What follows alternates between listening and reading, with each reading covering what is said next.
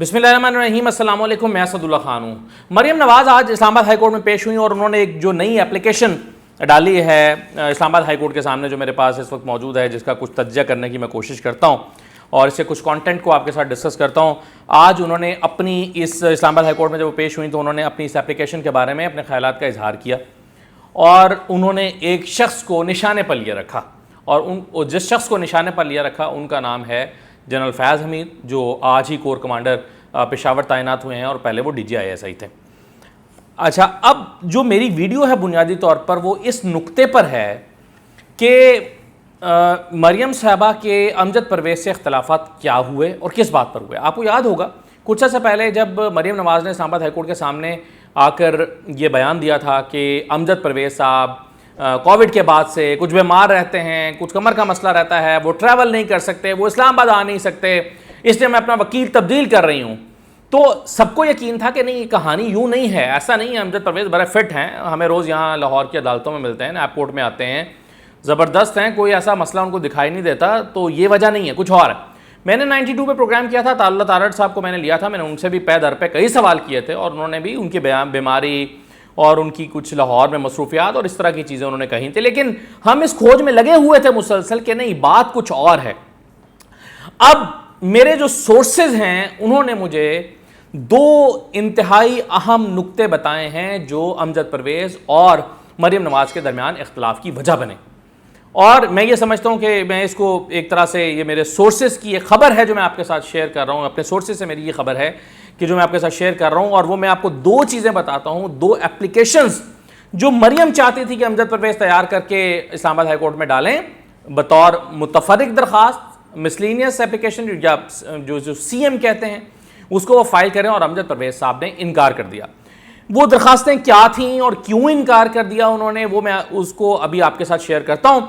लेकिन इस सारी कहानी में सबसे इंपॉर्टेंट चीज़ जो है वो ये एप्लीकेशन है जो मरियम साहबा ने इस्लामाबाद हाई कोर्ट में दायर की है और जिसके नतीजे में वो ये समझती हैं, आखिर में जो प्रेयर करती हैं, इसके नतीजे में वो ये समझती हैं कि चूंकि ये सारा ट्रायल हुआ ही गलत है। ये नहीं प्रेयर कर रही कि मेरा जो ट्रायल था एवन फील्ड का जिसमें मुझे सजा हुई वो गलत हुआ, उसको इन्वेस्टिगेट किया जाए, वो ये नहीं कह रही। वो कह रही हैं उसको ख़त्म कर दिया जाए, उसको जो है वो कलअदम करार दे दिया जाए उस फैसले को। अब इस तरह की जो एक फैसला हुआ है उसमें ज़ाहिर है चलान हुआ था, उसमें फर्द जुर्म हुई थी, उसमें गवाहान हुए थे, उसमें जरा हुई थी, उसमें चीज़ें हुई थी। अब एक अदालत उसको कैसे जो है वो फैसला तो अदालत का है लेकिन सेट असाइड करना आम तौर पर उसका स्कोप कम होता है, जो माहिरीन की राय है। तो अब ये जो एप्लीकेशन है इसमें 3 लोगों को मरियम ने निशाने पर लिया हुआ है। एक जनरल फैज़ हमीद, जिनके बारे में वो कहती हैं कि उन्होंने किसी के ज़रिए से हमें अप्रोच किया और अप्रोच करके चीज़ों को, मामला को तय करने की कोशिश की, जो हमने नहीं किया।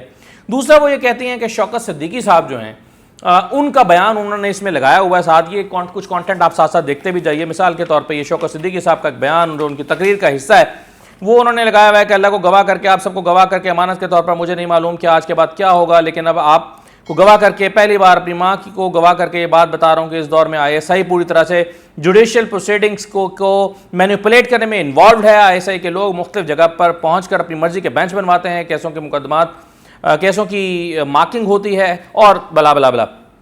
ये उन्होंने कुछ उनका पैराग्राफ जो है वो आप इसको देख भी सकते हैं, वो कोट किया हुआ है। अच्छा, और तीसरे जो साहब हैं वो हैं अरशद मलिक, जिनको उन्होंने इस एप्लीकेशन में उनकी वीडियोस को हिस्सा बनाया।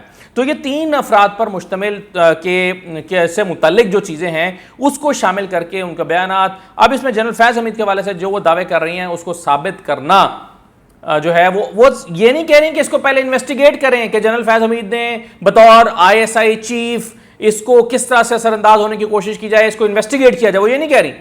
वो कह रही हैं उन्होंने इस पर असरअंदाज हुए हैं इसलिए इसको ख़त्म कर दिया जाए। ये मुतफर्रिक दरख्वास्त दायर की है मरियम साहबा ने। दूसरा शौकत सिद्दीकी साहब का बयान जो कि नई बात नहीं है, वो उन्होंने हिस्सा बनाया और अरशद मलिक साहब की वीडियोस का उन्होंने हवाला दिया और इसकी बुनियाद पर वो चाहती हैं। अब मैं आपको असल नुक्ते की तरफ लेकर आता हूँ। ये जो एप्लीकेशन है 9 सफ़ात पर मुश्तमिल ये एप्लीकेशन है, इसमें 22 पॉइंट्स लिए गए। अगर मैं गलत नहीं हूँ तो दोबारा देख लेता हूँ। 22 पॉइंट्स, 22 नहीं जी माजरत 27 पॉइंट्स पर मुश्तमिल ये मुतफर्रिक दरख्वास्त। अब ये वो दरख्वास्त है जिसको तैयार करने के लिए अमजद परवेज साहब से कहा गया मरियम साहबा की तरफ से, और कुछ और दरखास्तें। मरियम साहबा का ख्याल था, और अभी भी उनकी स्ट्रैटेजी यही मालूम होती है, और इस पर मैं कॉलम भी लिखूंगा, मैंने इसका प्लॉट तैयार किया हुआ है और इस पर शायद मैं वीडियो भी करूं कि किन किन अदालतों में कहाँ कहाँ पर मुतफर्रिक दरखास्तें डाल के केसेस को लटकाने की कोशिश की जा रही है, और मुतफर्रिक दरखास्तें किस तरह से जो डिलेइंग टैक्टिक्स के तौर पर इस्तेमाल हो रही हैं। तो मरियम साहबा ने, अब मेरे सोर्सेज ये बताते हैं कि मरियम साहबा ने 2 फरमाइशें की अमजद परवेज से। पहली दरखास्त, पहली फरमाइश, उन्होंने अमजद परवेज साहब से कहा कि अरशद मलिक की जो वीडियो है उसको रिकॉर्ड पर लेकर आएं और इस केस का हिस्सा बनाया जाए।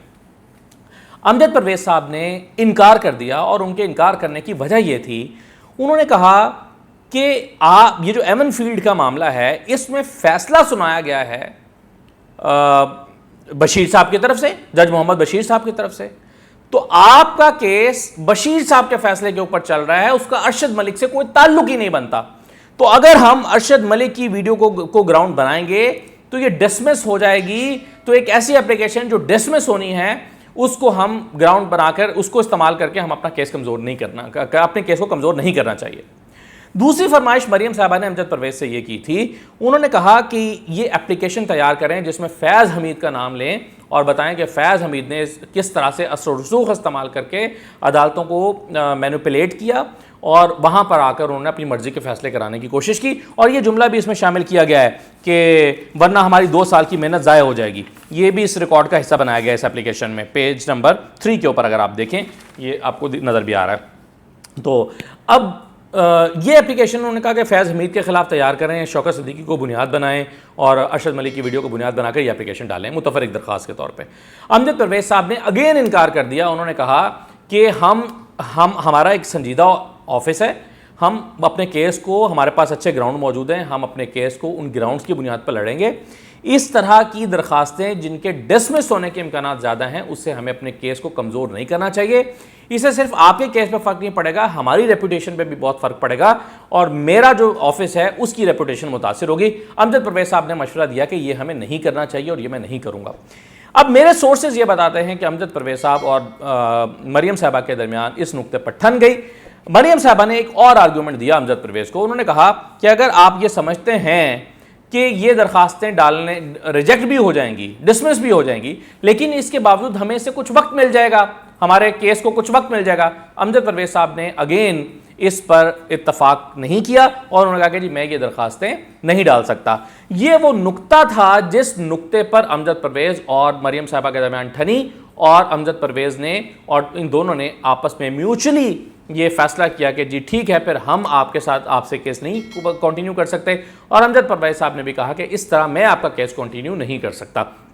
तो इस नुक्ते पर आकर अमजद परवेज साहब ने मरियम साहबा ने माजरत कर ली और मरियम साहबा फिर एक ऐसे वकील को लेकर आ गई, इरफान कादिर साहब को, जो इस तरह के काम करने में मशहूर हैं, जिनके का बैकग्राउंड अगर आप उठाकर देखें, इब्तदाई वकालत का बैकग्राउंड उठाकर देखें तो आपको ऐसी कई कहानियाँ मिलती हैं जो अब जाहिर है मैं रिकॉर्ड पर नहीं ला सकता, तो मैं उस पर बहुत ज़्यादा बात नहीं करना चाहता, लेकिन वो केस को लटकाने और उसको घुमाने और जो अपने क्लाइंट को नई नई तरह की तजावीज़ देने में शोहरत रखते हैं। तो अब इरफान कादिर साहब ने ये एप्लीकेशन तैयार की है और इस एप्लीकेशन का मुस्तकबिल क्या है मुझे नहीं पता, लेकिन मैंने जो इस पर वकला से बात की है, जो एक्सपर्ट से बात की है, वो ये कहते हैं कि इस बग़ैर एविडेंस के, बग़ैर सबूतों के, बग़ैर चीज़ों के और जनरल फैज़ हमीद, जिसको आज उन्होंने अपनी प्रेस कॉन्फ्रेंस में से भी सबसे ज़्यादा जिक्र जनरल फैज़ हमीद का किया कि फैज़ हमीद ने ये किया, फैज़ हमीद ने ये कराया, फैज़ हमीद ने वो कराया, तो फैज़ हमीद के ख़िलाफ़ कोई सबूत मरियम के पास चूँकि है नहीं और अदालत सबूत मांगती है, तो ये इस एप्लीकेशन का कोई ज़्यादा स्कोप दिखाई नहीं देता। लेकिन इसके बावजूद आखिर में मरियम साहबा को इसमें से बचेगा क्या? इसमें से उनको टाइम बच जाएगा, जिसकी उनकी कोशिश है कि चलें कुछ मिल गया तो मिल गया, ना मिला तो टाइम तो मिलेगा। तो ये ही मेरा ख्याल है उनकी हतमी कोशिश है। और हैरानकुन तौर पर इसमें जो हमारे लॉ एक्सपर्ट्स हैं उनका हैरानकुन तौर पर यह ख्याल इसकी प्रेयर के हवाले से भी है। प्रेयर आप आखिर में देख भी रहे हैं। प्रेयर में हैरानकुन तौर पर उन्होंने कहा है कि जी ये सारे सबूत जो मैंने अदालत को मुहैया कर दिए हैं, इसकी बुनियाद पर, हालांकि ये सबूत नहीं है, वो कहती हैं इसकी बुनियाद पर हमारा जो फैसला था बशीर साहब का, जिसकी नतीजे में सज़ा हुई, उसको कलअदम करार दे दिया जाए। हालांकि वो ये भी दरख्वास्त करती तो शायद कुछ माकूल होता, कि इसको इन्वेस्टिगेट किया जाए और उसको हक़ाइक़ को मंज़र आम पर लाया जाए, लेकिन ये उन्होंने नहीं किया। अब मुतफ़र्रिक़ दरख्वास्तें जो हैं ये हमारे जुडिशल सिस्टम में एक ऐसी चीज़ बन गई है कि आपकी मुतफ़र्रिक़ दरख्वास्तें सुनी जाएंगी तो आप वापस नुक्ते पर आएंगे, और इसकी अब स्ट्रैटेजी ये बना ली है वकला ने कि इतनी मुतफ़र्रिक़ दरख्वास्तें डालो, एक के बाद दूसरी, दूसरी के बाद तीसरी, चौथी, कि असल जो केस है वो दब जाए और ये जो साल साल तक केस चलता रहे। अब इस केस में भी कोशिश यही है कि ये बात चलते चलते चलते चलते एक ऐसे टाइम में दाखिल हो जाए जहाँ पर कोई सूटेबल चीफ जस्टिस बैठा हो सुप्रीम कोर्ट में, तो वहाँ जाकर जो है ये मामला थोड़ा सा रिलीफ मिल जाए, कम से कम वहाँ तक ज़रूर खींचा जाए। तो ये इंटेंशन वाज़ह तौर पर नज़र आती है। बहरहाल मैंने आपको ख़बर ये दी है आज अपने सोर्सेज से कि अमजद परवेज़ और मरीम के दरमियान किन दो नुक्तों पर इख्तलाफ हुआ था। इजाज़त दीजिए, अल्लाह हाफ़िज़।